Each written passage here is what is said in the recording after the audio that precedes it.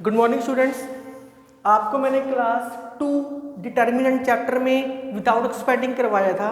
उसके अंदर मैंने आपको 5 टाइप्स कहा था करवाने के लिए, लेकिन मैंने आपको सिर्फ 4 टाइप्स करवाई थी। तो 4 टाइप्स के रिलेटेड मैंने कुछ क्वेश्चंस करवाए थे। वही क्वेश्चन मैं फर्दर कंटिन्यू करता हूँ आगे कि आपको क्वेश्चंस कोई भी आ जाए कैसे कर सकते हो। मैं आपको कल लेक्चर में बताया था कि हर क्वेश्चन को सोल्व करने के 2-2 तरीके हैं, तो आप देख सकते हो कौन सा क्वेश्चन कैसे करना है। तो आगे मैं आपको फर्दर क्वेश्चंस करवाता हूं कुछ। नेक्स्ट क्वेश्चन इज हिंट्स दूंगा x 1 1 1 x 1 1 1 x। तो क्वेश्चन देख के पता लग रहा है इजीली आप सोल्व कर सकते हो। 4 टाइप्स जो मैंने करवाई थी, फर्स्ट टाइप लिखवाई थी कांस्टेंट मल्टीप्लायर मेथड, आंसर देख के पता लगता है। सेकंड था मेकिंग 3 1s एंड 2 0, वो भी आंसर देख के पता लगता है। जो मैंने कल 2 क्वेश्चंस लिखे थे प्रैक्टिस के लिए, सेकंड वाला क्वेश्चन उसी के ऊपर बेस्ड था। थर्ड मैंने आपको करवाया था कि इंटरचेंजिंग मेथड, वो फ्रैक्शन पार्ट में लगता है। अब लास्ट कौन सा रह गया था, मेकिंग 2 0 एनीवेयर, ये मैक्सिमम क्वेश्चंस में अप्लाई हो सकता है।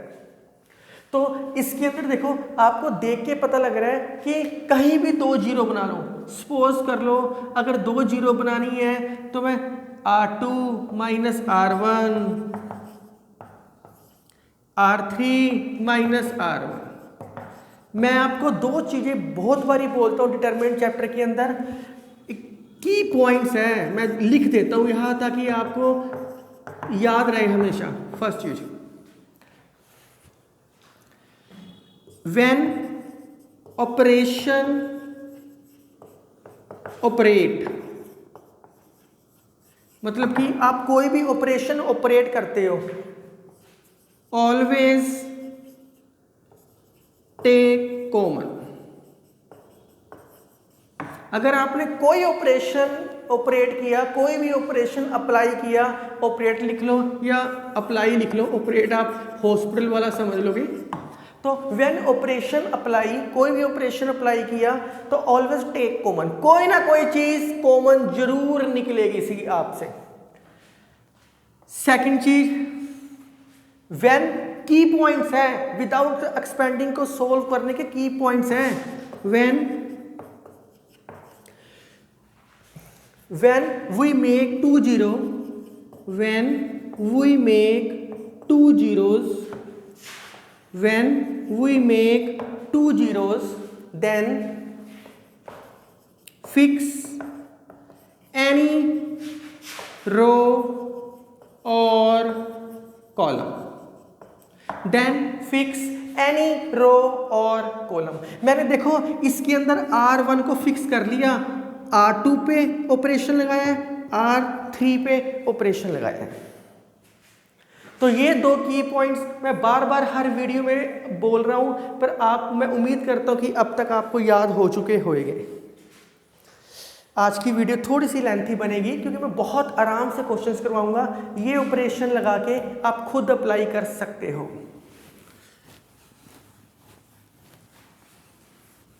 ये की पॉइंट्स हैं, आप नोट डाउन कर लो, बहुत जरूरी है।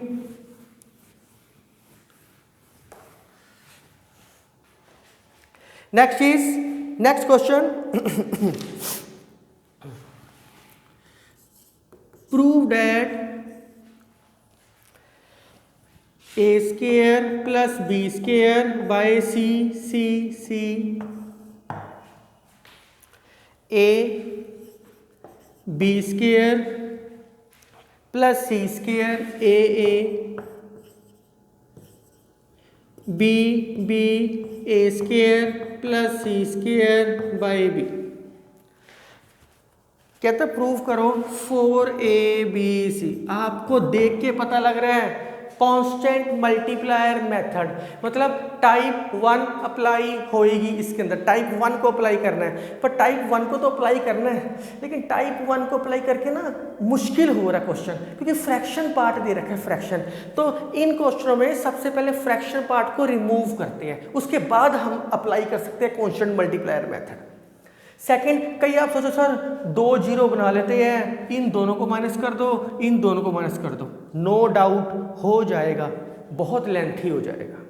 तो हमने आसान चीज़ सोचनी है, क्योंकि मैं आपको बता चुका हूँ हर क्वेश्चन को सोल्व करने के ऑलमोस्ट 2 वेज तो है ही है, वो आपने सोचना है कैसे इसको अप्लाई करना है, और ये चीज़ प्रैक्टिस के साथ आएगी। तो मैं इसको c से मल्टीप्लाई कर देता हूँ ताकि फ्रैक्शन खत्म हो जाए, इसको a से मल्टीप्लाई कर देता हूँ ताकि फ्रैक्शन खत्म हो जाए, इसको b से मल्टीप्लाई कर देता हूँ ताकि फ्रैक्शन खत्म हो जाए। या मल्टीप्लाई की बजाय मैं इसमें से c कॉमन निकाल लेता हूँ, टेक मल्टीप्लाई करो फ्रैक्शन में, take c multiply by r1, a multiply by r2, b multiply by r3। आपको पता है जिस चीज़ से मल्टीप्लाई करते हो बाहर उससे डिवाइड भी करना पड़ता है, ये c से भी किया, a से भी किया, b से भी किया। जिस चीज़ से आप मल्टीप्लाई करोगे उस चीज़ से बाहर डिवाइड भी तो करना पड़ेगा ही आपको, ये तो बेसिक रूल है मैथ का। तो क्या आ गया ऊपर, a square plus b square, फिर मल्टीप्लाई किया c स्क्वायर,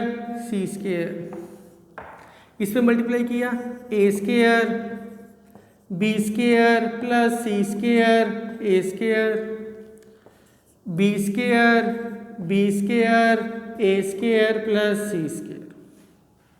अब तो क्वेश्चन देख के पता लग गया, ये मैंने कल ही क्वेश्चन सोल्व करवाया है, ये सेम क्वेश्चन क्लास 2 में मैंने सोल्व करवाया है। इसका आंसर आया था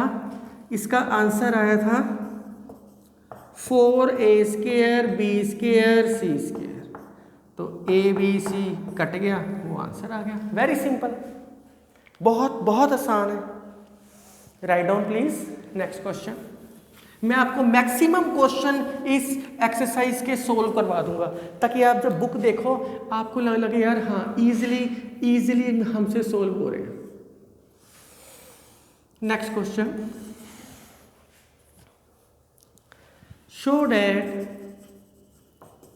show that ABC किथे गई सी, ABC BCA CAB is equal to A plus B plus C, A plus B plus C, क्या आएगा AB BC CA, AB BC CA minus a square minus b square minus c square. मैं जितने भी concept आपको सिखा रहा हूँ, अगर आप मेरी वीडियो से कर रहे हो और मेरे सराउंडिंग में हो तो आप मुझसे, या कोई भी कहीं भी हो तो आप मुझसे कांटेक्ट करके मेरे से डाउट्स पूछ सकते हो, और ये बिल्कुल फ्री ऑफ कॉस्ट है, इसके लिए आपको कोई चार्जेस भी नहीं देने, आप जब मर्जी मेरे से कांटेक्ट करके पूछ सकते हो।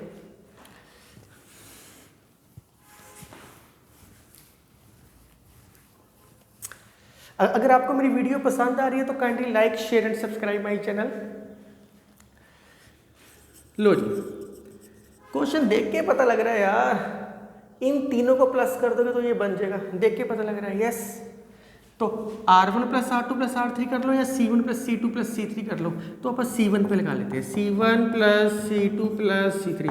जो सबसे पहले लिखा होता है ना इसके ऊपर ऑपरेशन लगाना होता है C1, तो C1 पे ऑपरेशन लगाएंगे A plus B plus C, B plus C plus A, C plus A plus B। तो बाकी दोनों चीज़ें तो सेम ही आती है हमेशा, बाकी दोनों चीज़ें तो सेम आएगी ही आएगी। अब मैं आपको इतनी बार ये बोल चुका हूँ, जिस रो या कॉलम के ऊपर आप ऑपरेशन लगाओगे उसमें से कुछ कॉमन निकलेगा। मैं भी आपको की पॉइंट लिखवा चुका हूँ।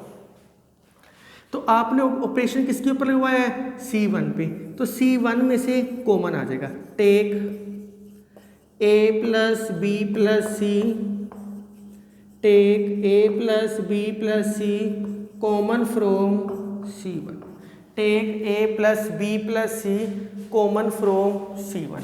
तो क्या आ गया आपके पास, A plus b plus c, अंदर क्या आएगा आपके पास 1 1 1, B C A C A B, 1 1 1 B C A C A B। तो आपके पास ये चीज़ आ गई। अब नहीं मैं करवाऊँगा, 3 1s बने हुए हैं, मेकिंग 3 1s एंड 2 0 दिखाई दे रहा है, वही टाइप लगी है इसके अंदर। तो वो कैसे बनेगी, एक को फिक्स कर लेते हैं, इन दोनों को वेरी करवा देते हैं, R2 minus R1 R3 minus R1, मैंने R1 को फिक्स कर लिया। अब ये ना सोचना R2 minus R1 R3 minus R2, वो गलत है, एक को फिक्स करना पड़ता है, मैंने वो फिक्स कर लिया, बाकी दोनों को उसके साथ अटैच कर दिया। ये आप खुद सोल्व करोगे।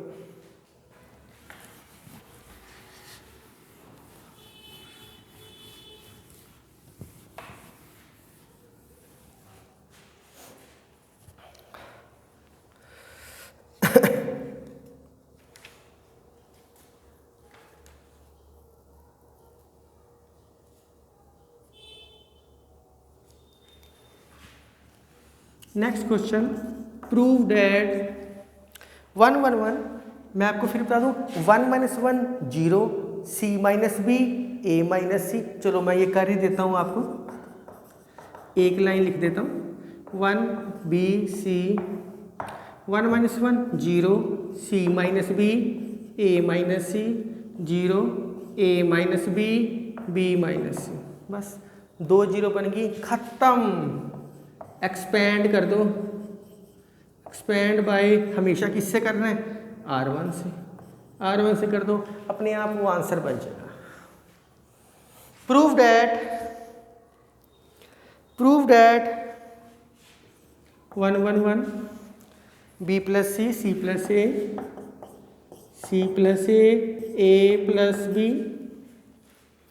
बी स्क्वायर प्लस सी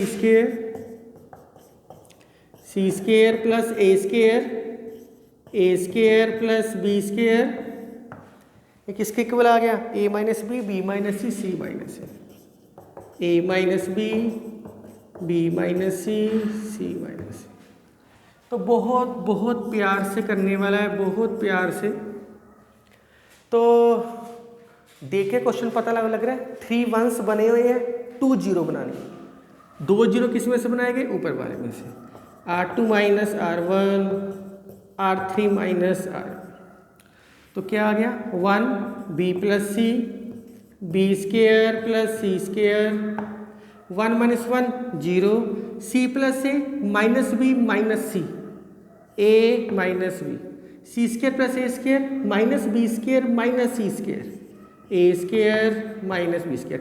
सेकेंड रो को फर्स्ट में माइनस, अब थर्ड रो को फर्स्ट में से minus, 1 minus 1 0, A plus B minus C A minus C, A square plus B square minus B square minus C square, A square minus C square.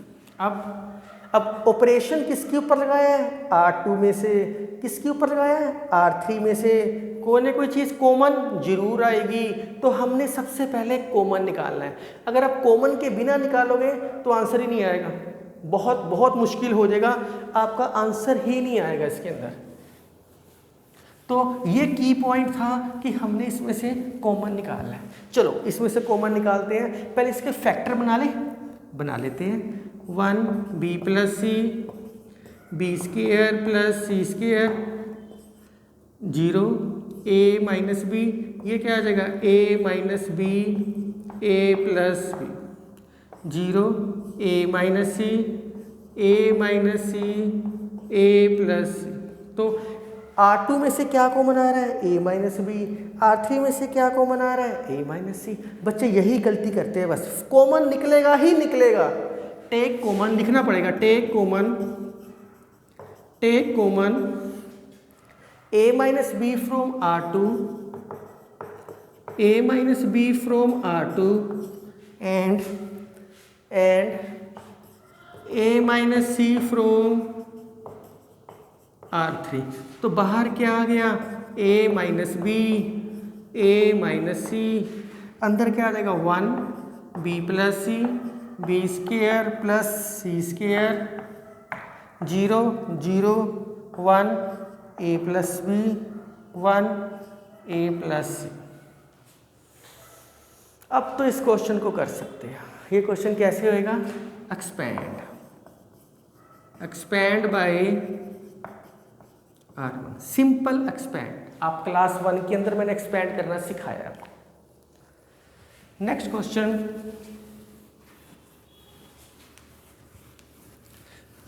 Question को ना, इस exercise को बहुत ध्यान से करना है। आपकी बुक में कोई भी क्वेश्चन है सारे सोल्व हो जाएंगे।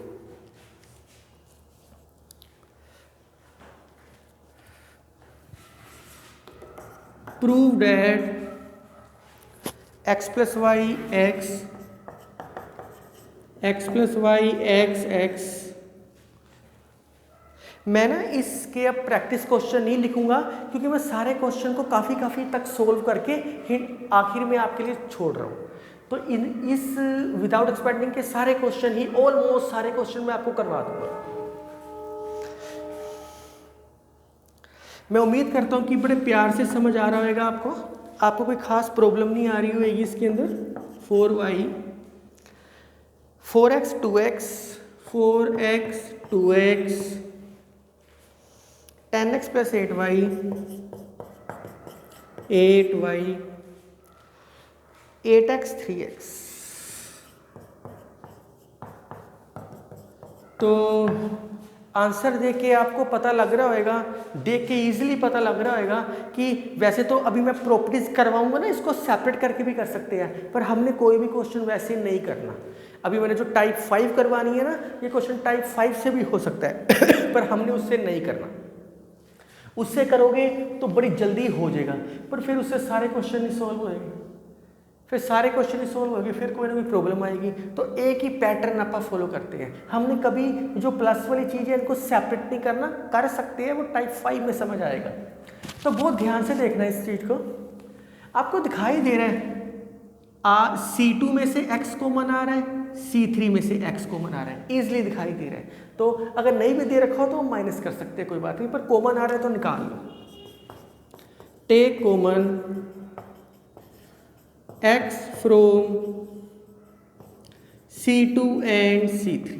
इसमें से x, इसमें से x common, x into X X square, अंदर क्या बच गया x plus Y 5x plus 4y 10x plus 8y 1 4 8 1 2 3 1 4 8 1 2 3।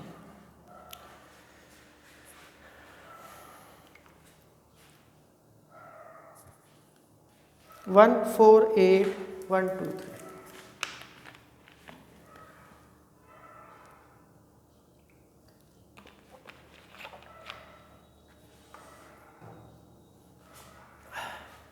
बस अब तो कोई दिक्कत वाली बात है ही नहीं, कहीं भी 2 जीरो बना लो जैसे मर्जी। इसको फिक्स कर लेता हूँ, इसको ऊपर से, इसको नीचे से। इसको जीरो बनाना है। R2 क्या दे रखा है, प्लस का 2, माइनस 2 किस में से, R1 में से। ये क्या है R3, प्लस का 3 है माइनस का 3, प्लस का, तो माइनस 3 किस में से, R1 में से। खत्म, 2 जीरो बन गई। फिर तो आप एक्सपैंड कर सकते हो, फिर तो आप एक्सपैंड कर सकते हो।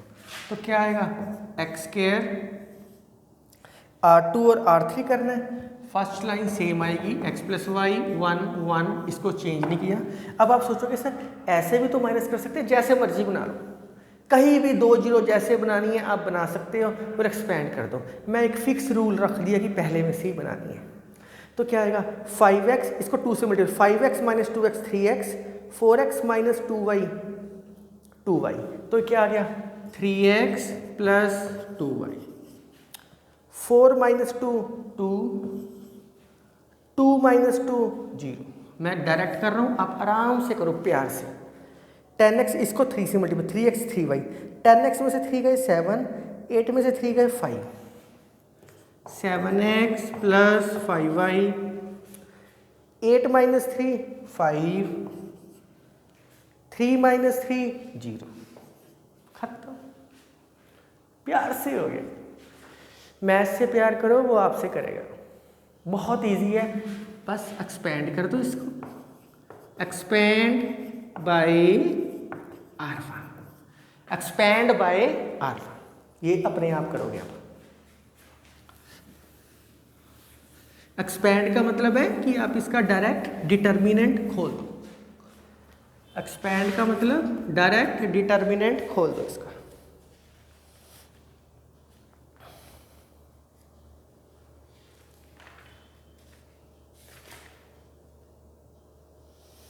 चलो जी, अब थोड़ा सा आगे चलते हैं। अब मैं क्वेश्चंस कुछ करवाने की बजाय आपको टाइप नंबर 5 करवा रहा हूँ। टाइप नंबर 5, फर्स्ट टाइप का नाम क्या था? Constant multiplier method. Second type का नाम क्या था? Making 3 1s and 2 0। Third type का नाम क्या था? Interchanging method. फोर्थ टाइप का नाम क्या था? Making 2 0 anywhere. हर क्वेश्चन में अप्लाई हो रहा था। फिफ्थ टाइप का नाम है properties of determinant. Properties of determinant, इसका मतलब है आप अब इस प्रॉपर्टीज करने के बाद कभी भी 2 0 बना के भी एक्सपैंड नहीं कर सकते, डायरेक्ट आंसर आएगा उसका। जैसे आप अभी तक की 4 टाइप्स में कहीं भी 2 0 बनाओ और एक्सपैंड कर दो। हम 2 से ज़्यादा भी बना सकते थे पर हम 2 पे रुक गए। 2 0 बनाओ और एक्सपैंड कर दो। इसके अंदर हम डायरेक्ट क्वेश्चन सोल्व होएगा, एक्सपैंड बिल्कुल भी नहीं होएगा। आपको समझ आ जाएगा मैं क्या कह रहा हूं। सबसे पहली प्रॉपर्टी बोलती है इसकी, इफ टू एडजेसेंट, इफ, अब आपके दिमाग में आएगा सर विदाउट एक्सपेंडिंग में तो क्या है? सारा का सारा विदाउट एक्सपेंडिंग 3/3 के ऊपर बेस है। तो 3/3 मतलब 3 रोज 3 कॉलम के ऊपर बेस है। तो इफ 2 रोज और column, if 2 rows or columns are interchanged to इसको लिख लो, if 2 adjacent, adjacent का मतलब होता है साथ साथ जुड़ी होती है। adjacent rows और column are, जब भी इनको हम इंटरचेंज करेंगे, are interchanged then take negative sign. मैंने आपको क्या प्रॉपर्टी बताई है फर्स्ट? फॉर एग्जाम्पल, आपको अब क्लियर हो जाएगी सारी चीज। 1 2 3 4 5 6 7 8 9। मैंने सपोज कर लो रोज और कॉलम जो मर्जी ले लो, मैं रोज एडजेसेंट, ये वर्ड ध्यान से सुनो, एडजेसेंट साथ साथ, इस सारी चीज को उठा के यहां लेके आ रहे हैं और इस सारी चीज को उठा के यहां लेके लिख सकते हैं। आप यहां क्या लिखोगे? इंटरचेंज, इंटरचेंज किन किन को कर रहे हो? C1 C2, interchange C1 C2 या R1 R2, आप किसी को भी कर सकते हो। मैं C1 कर रहा हूं, ये पहले आ जाएगा, ये बाद में चला जाएगा। 7 8 9, interchange interchange interchange C1 and C2, interchange किया पर बाहर क्या आएगा? नेगेटिव।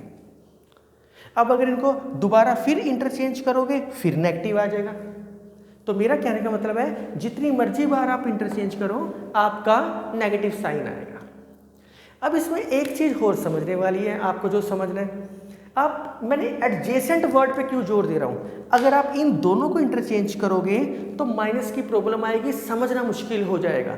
तो अगर इन दोनों को चेंज करना है, पहले इसको इसके साथ चेंज करो, फिर ये यहाँ आ जाएगा, फिर इन दोनों को चेंज करो, फिर चेंज करो। तो बहुत कॉम्प्लिकेटेड है। हमने हमेशा एडजेसेंट को चेंज करके चलना है। ये ना सोचना C1 C3 को कर ले या R1 R3 कर ले, R1 R2 या R2 R3। जब भी एडजेसेंट साथ साथ चेंज होएगी तो बाहर नेगेटिव साइन आएगा।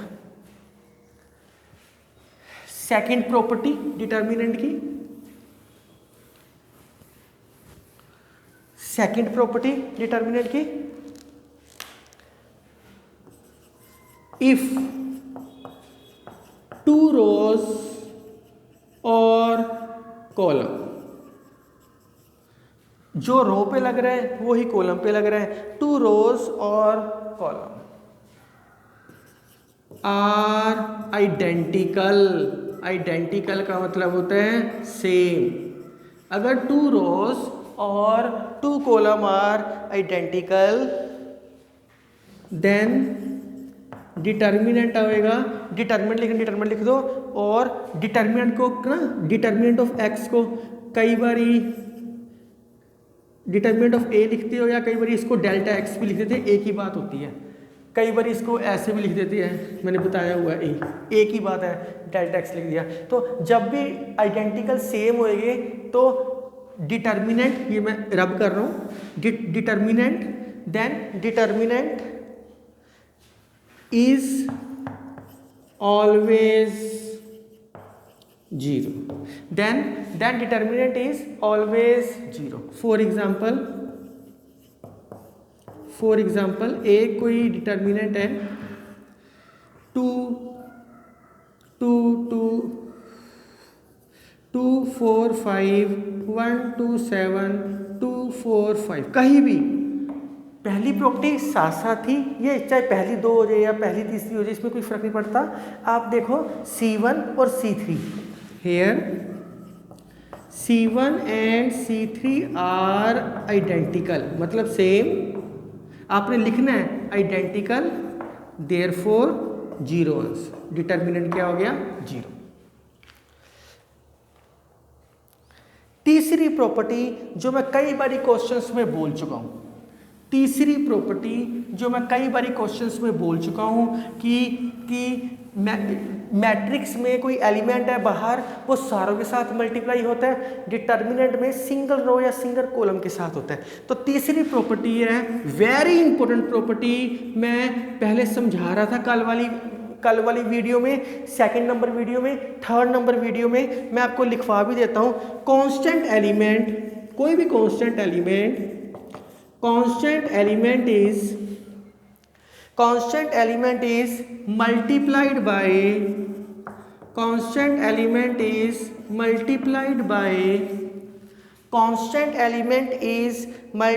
बाय सिंगल रो और column. Constant element is multiplied by single row और कॉलम। फॉर एग्जाम्पल ये तीसरी प्रॉपर्टी बोलती है, अगर कोई ए का डिटर्मिनेंट आपको दे रखा है 1 2 3 4 5 6 7 8 9, अब कोई कांस्टेंट चीज मल्टीप्लाई कर रही है, किसी भी एक रो या किसी भी एक कॉलम से होगी। सपोज कर लो मैं R1 से कर रहा हूँ, लिखना पड़ेगा मल्टीप्लाई 3 बाय R1, तो मैं एक के साथ ही मल्टीप्लाई कर रहा हूँ। जिसके साथ मल्टीप्लाई करोगे बाहर ऑब्वियसली डिवाइड भी तो आएगा ही आएगा, तो 3 इसके साथ ही मल्टीप्लाई हो रहा है, सिर्फ 3 इसके साथ ही मल्टीप्लाई हो रहा है, सिर्फ 3 इसके साथ ही मल्टीप्लाई हो रहा है। तो सिर्फ 3 पहली वाले के साथ मल्टीप्लाई किया, बाकी दोनों चीज़ें सेम है। जिसके साथ मल्टीप्लाई करोगे वो लिखना पड़ेगा, R1 से कर रहे हो, R2 R3 C1 C2 C3 किससे कर रहे हो। अगर मल्टीप्लाई करोगे तो डिवाइड भी तो आएगा बाहर। अगर ऑलरेडी दे रखा होता तो बात अलग थी, वो सीधा मल्टीप्लाई होता, पर अपनी तरफ से ले रहे तो डिवाइड भी करना पड़ता है। तो ये प्रॉपर्टी मैंने कल बहुत बारी कराई, क्योंकि इसके क्वेश्चंस पहले आ गए थे और मैंने ये टाइप 5 में आपको करवाना था, इसलिए मुझे ये करवाना पड़ा। Next property separation form. 4 ही प्रॉपर्टी करनी है सिर्फ। सेपरेशन फॉर्म,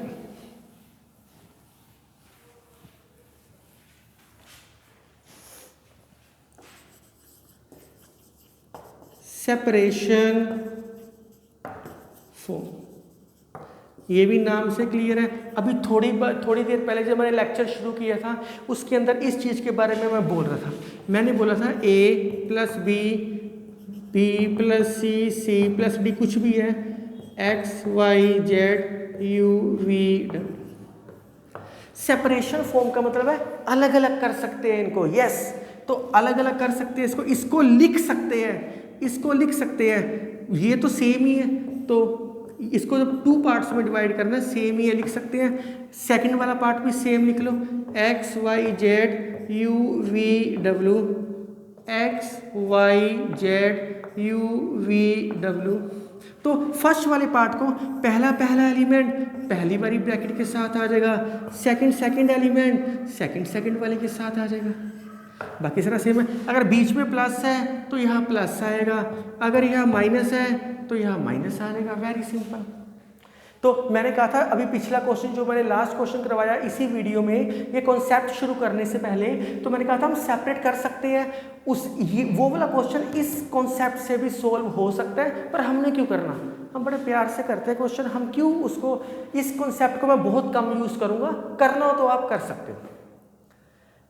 अब आपके दिमाग में क्वेश्चन आएगा कि सर अगर क्वेश्चन ऐसे आ जाए, क्वेश्चन ऐसे आ जाए a plus B, B plus C, C plus D, A plus C, C plus E, E plus F, ये भी लिख लो, A plus E, E plus F, F plus C, कुछ भी लिख लो। तो क्या इनको भी सेपरेट कर सकते हैं? हाँ कर सकते हैं, लेकिन पहले इन दोनों को सेपरेट करेंगे, फिर इन दोनों को, फिर इन दोनों को, बहुत सारे केस बनेंगे। ये आपके ऑब्जेक्टिव के अंदर आएगा, सब्जेक्टिव में नहीं है। जब मैं ऑब्जेक्टिव की वीडियो पाऊंगा तो इसकी शॉर्टकट ट्रिक्स भी पाऊंगा। तो जैसे एक बार ही आया तो 2 केस बन गए, तो इसके अंदर 1 2 3 4 5 6 10-12 केस बन जाएंगे इसके अंदर, 10-12 केसेस, ऐसे 10-12 केसेस। तो या ऐसा क्वेश्चन भी हुआ तब भी इसके 6-7 केस तो बनने हैं, पर हमने ये कुछ भी नहीं करना फिलहाल, हमने सिर्फ एक भी करना है, चाहे कॉलम में आ जाए ऐसे, चाहे रो में आ जाए। रो भी हो सकती थी ऐसी, रो का मतलब है ऐसा भी हो सकता था ये। तो ये वाली चीज़ तो हमने नहीं करनी, मैंने आपको बता दी। ये ऐसा भी हो सकता था, A plus B, B plus C, C plus D, X Y Z U V W. हम इसको अलग अलग करके लिख सकते हैं। हम इसको, ये पहली वाली है ना, तो पहले बाद वाली दोनों चीज़ें सेम कर दो, हमें उससे कोई मतलब नहीं है। जिसको तोड़ना है, जिसको सेपरेट करना है, उसका पहला एलिमेंट आ गया, दूसरा एलिमेंट आ गया, खत्म, सेपरेट हो गया, खत्म। बहुत इजीली सेपरेट हो गया, बहुत इजीली।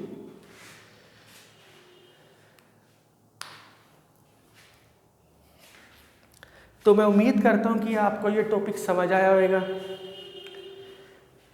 मैंने आपको विदाउट एक्सपेंडिंग की 5 टाइप्स करवानी थी, 5 टाइप्स करवा दी। पहली type, second type, 4th type के क्वेश्चन करवा दिए। 3rd टाइप इंटरचेंजिंग मेथड और प्रॉपर्टीज के क्वेश्चन, ये दोनों टाइप के 5-6 क्वेश्चंस हैं। ये मैं अगले लेक्चर में करवाऊंगा, क्लास 4 में करवाऊंगा, और नया प्रैक्टिस क्वेश्चन भी दूंगा, और एक नया टॉपिक करवाऊंगा इंडेक्स का, अगला एरिया ऑफ ट्रायंगल। तो आज के लिए सफिशिएंट, थैंक यू। इस वीडियो को बहुत बारी देखना, थैंक यू। आराम से देखना, समझ आएगा आपको।